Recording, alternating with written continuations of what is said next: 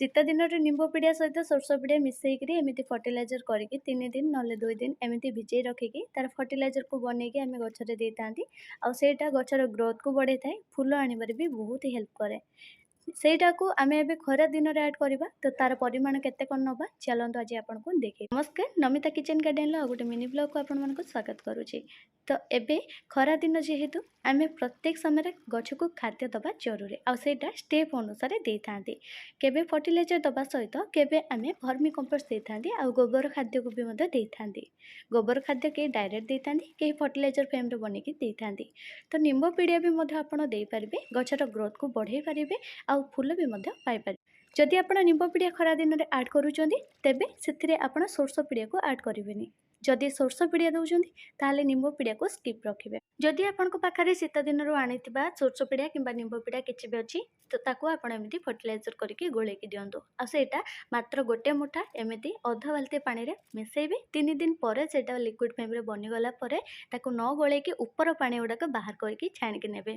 ଆଉ ସେଇଟା ଯଦି ଆପଣ ତଳ ଲିକ୍ୱିଡ଼ଟାକୁ ଦେବେ, ଯଦି ଅଧିକ ବହଳିଆ କରିକି, ତାହେଲେ ଗଛର ମୂଳ ନଷ୍ଟ ହେବାକୁ ଲାଗିଥାଏ।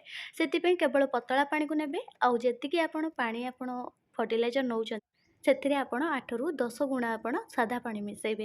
ଶୀତ ଦିନରେ ଆମେ କ'ଣ କରନ୍ତି, ଶୀତ ଦିନରେ ଗଛ ଗୁଡ଼ାକ ସୁସ୍ଥ ହେଲ୍ଦି ରଖିବା ପାଇଁ ଆମେ 2 ଗୁଣା ପାଣି ମିଶାନ୍ତି, ମାନେ ଟିକେ ବହଳିଆ କରିକି ସେଇଟା ଦେଇଥାନ୍ତି। କିନ୍ତୁ ଖରା ଯେହେତୁ ଅଧିକା ଟାଣ ହୋଇଥାଏ, ଆଉ ତା ସାଥିରେ ଖରା ଦିନରେ ଗଛକୁ ହେଲ୍ଦି ରଖିବା ବି ଦରକାର, ଫୁଲ ପାଇବା ବି ଦରକାର। ସେଥିପାଇଁକା ଫର୍ଟିଲାଇଜର ମଝିରେ ମଝିରେ ନ ଦେଲେ ଗଛକୁ ଖାଦ୍ୟ ମିଳିବନି। କିଛି ଗଛ ଖରା ଦିନରେ ବହୁତ ପ୍ରଚୁର ମାତ୍ରାରେ ଫୁଲ ଦେଇଥାଏ, ଆଉ କିଛି ଗଛ କଢ଼ ଆସିନଥାଏ, ଆଉ କଢ଼ ଆସିନଥିବା ଗଛରେ ଆପଣ ଆଡ୍ କରିପାରିବେ।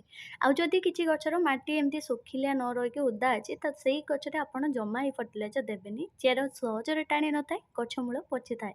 ସେଥିପାଇଁକା ଗଛକୁ 2 ଦିନ ପର୍ଯ୍ୟନ୍ତ ପାଣି ନ ଦେଇ ଏମିତି ଶୁଖିଲିଆ ଛାଡ଼ନ୍ତୁ। ଶୁଖିଲା ହେଇଗଲା ପରେ ଯାଇକି ସେଇଥିରେ ହିଁ ଆପଣ ଏଇ ଫ୍ରେମ୍ଟାକୁ ବନେଇକି ଆଡ୍ କରନ୍ତୁ। ତ ଏଇ ଲିକ୍ୱିଡ଼ ଫ୍ରେମ୍ କେହି ବି କହିବେନି ଯେ ଏଇଟା ଏତେ ବହଳିଆ ଅଛି ବୋଲିକି। ଦେଖିପାରୁଥିବେ କେତେ ପତଳା ମୁଁ ନେଇଛି, ଆଉ ସେଥିରେ 8ରୁ 10 ଗୁଣା ସାଦା ପାଣି ମିଶାଇକି ଏମିତିକା ଗଛରେ ଗୋଟେ ଗୋଟେ ଗ୍ଲାସ୍ ଦେଇଦିଅନ୍ତୁ।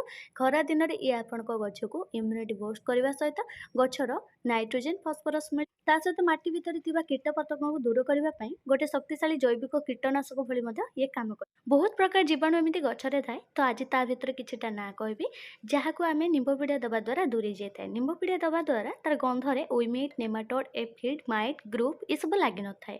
ଆପଣମାନଙ୍କୁ ଆଶା କରୁଛି ଭିଡ଼ିଓ